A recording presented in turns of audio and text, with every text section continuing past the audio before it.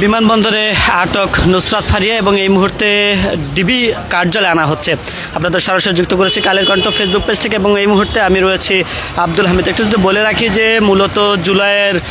যে গণহত্যা সেই গণহত্যার মামলায় কিন্তু তাকে আটক করা হয়েছে এমনটাই কিন্তু জানানো হয়েছে। তবে সেই বিষয়ে এখনও নিশ্চিত করা হয়নি তাকে আটক করা হয়েছে নাকি গ্রেফতার দেখানো হবে সে বিষয়ে এখনও নিশ্চিত করা হয়নি। তবে নিশ্চিত করা হয়েছে এটি যে তাকে আটক করা হয়েছে এবং তাকে আটক করা হয়েছে বিমানবন্দর থেকে এবং তিনি মূলত থাইল্যান্ড যাচ্ছিলেন এবং সে যাত্রাপথে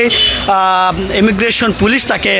সেই বিমানবন্দর থেকে তাকে আটক করেন এবং আটক করার পরে কিন্তু আমরা যতটুকু জানতে পেরেছি যে তাকে ভাটারা থানার দিকে নিয়ে যাওয়া হচ্ছিল। তবে ভাটারা থানার পক্ষ থেকে বলা হয়েছে যে আসলে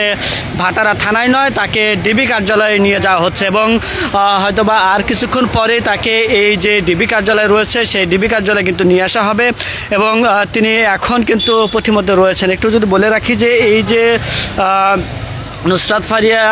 তাকে যে আটক করা হয়েছে সেই আটকের বিষয়ে যদি বলি যে তার আটকের মামলা বিষয় রয়েছে তাকে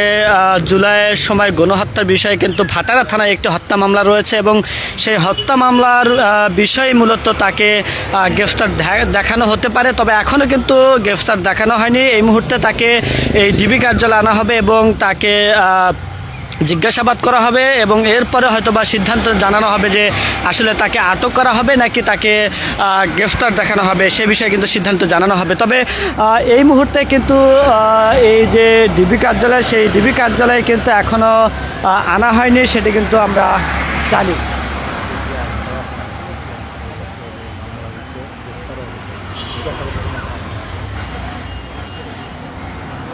দর্শক আপনারা দেখছেন কালের কণ্ঠ, সাথে রয়েছি আমি আব্দুল হামিদ। এই মুহূর্তে আপনাদের সরাসরি যুক্ত করেছি ডিবি কার্যালয় থেকে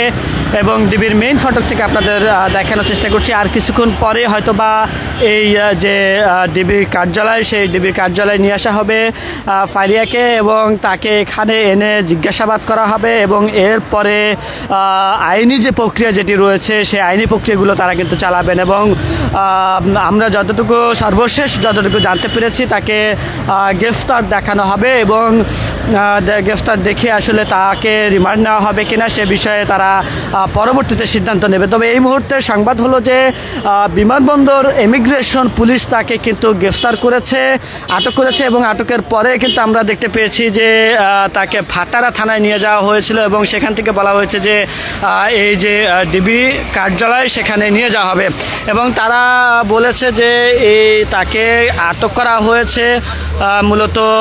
জুলাই যে গণহত্যা সেই গণহত্যায় ভাটারা থানায় একটি মামলা রয়েছে এবং সেই মামলাতেই মূলত তাকে আটক করা হতে পারে। এবং আরও যদি বলে রাখি 2015 সালে কিন্তু এই অভিনেত্রী তিনি কিন্তু এই বড় পর্দার যে অভিনয় সেই অভিনয় কিন্তু শুরু করেন। বিভিন্ন বেশ কিছু সিনেমা তিনি করেছেন এবং সেই সিনেমাতে তিনি কিন্তু জনপ্রিয় ছিলেন এবং সেই জায়গা থেকে যদি বলি যে তার কিন্তু অনেক ভক্ত রয়েছেন, কিন্তু সেই জায়গা থেকে তিনি গত সরকারের আমলেও কিন্তু বেশ কিছু ছবি করেছেন এবং সরকারি বিভিন্ন প্রজেক্টেও বিভিন্ন সিনেমাতেও কিন্তু তার অবস্থান রয়েছে এবং সেই জায়গা থেকে তাকে কিন্তু এই যে ভাটারা থানার যে মামলা সেই মামলাটি করা হয়েছে এবং জুলাইয়ের যে গণহত্যা সেই গণহত্যার অভিযোগে কিন্তু তার বিরুদ্ধে রয়েছে এবং সেই অভিযোগেই মূলত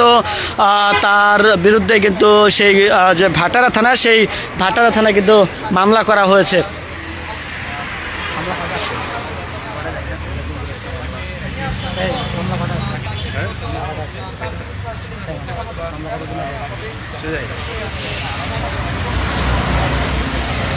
দর্শক এই মুহূর্তে আপনাদের সরাসরি যুক্ত করেছি ডিবি কার্যালয়। আবার বলে রাখি বিমানবন্দর থেকে গ্রেফতার হয়েছেন নুসরাত ফারিয়া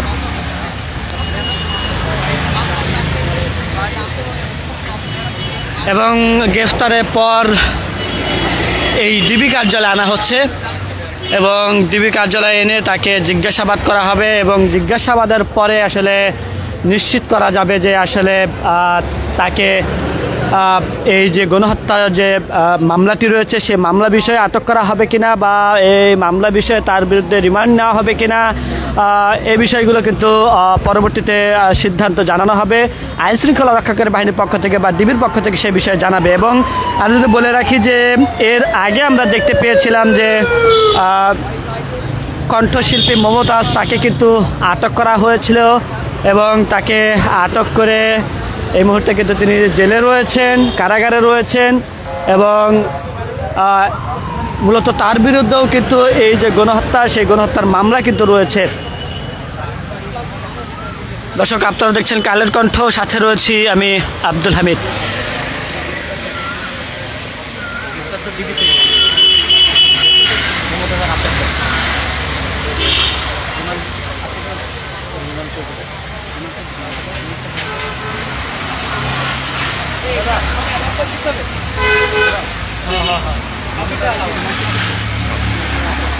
শেষটা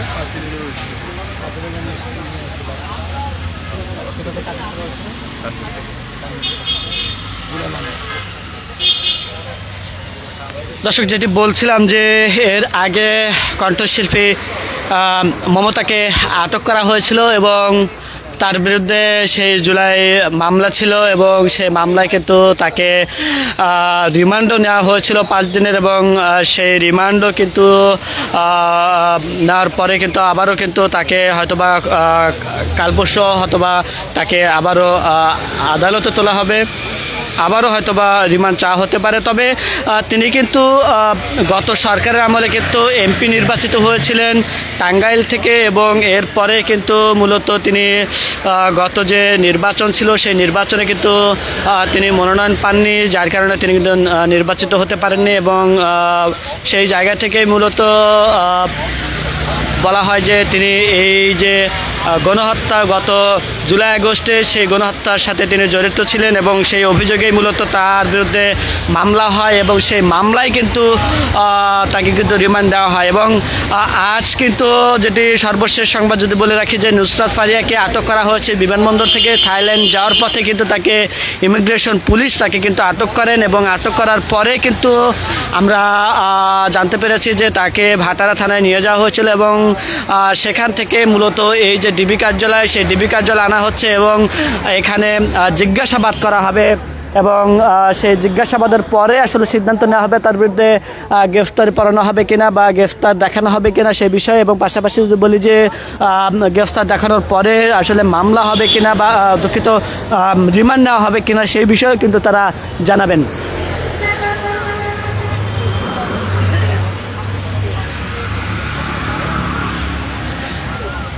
2015 সালে তিনি কিন্তু বড় পর্দায় অভিনয় শুরু করেন এবং এরপরে তিনি বেশ কিছু সিনেমা করেছেন। গত সরকারের আমলেও তিনি কিন্তু বিভিন্ন সরকারি যে সিনেমাগুলো রয়েছে সেই সিনেমাতেও তিনি কাজ করেছেন এবং বেশ কিছু সিনেমা তার জনপ্রিয়তা হয়েছে। পাশাপাশি দেশের পাশাপাশি তিনি কিন্তু ভারতেরও বিভিন্ন সিনেমা কিন্তু অভিনয় করেছেন এবং এরপরে কিন্তু তিনি অভিনয় কিন্তু চালিয়ে যাচ্ছিলেন এবং আজকে মূলত তিনি থাইল্যান্ডে যাচ্ছিলেন এবং সে থাইল্যান্ডে যাওয়ার পথেই মূলত আন্তর্জাতিক যে বিমানবন্দর রয়েছে ঢাকা আন্তর্জাতিক বিমানবন্দর, সেই বিমানবন্দর থেকে ইমিগ্রেশন পুলিশ তাকে আটক করেন এবং আটক করার পরে কিন্তু তাকে এই যে ডিবি কার্যালয়, সেই ডিবি কার্যালয়ে কিন্তু আনা হচ্ছে। দর্শক, আপনারা দেখছেন কালের কণ্ঠ, সাথে রয়েছি আমি আব্দুল হামিদ। আবারও যুক্ত হব আপনাদের সাথে, ততক্ষণ ভালো থাকুন, সুস্থ থাকুন। অবশ্যই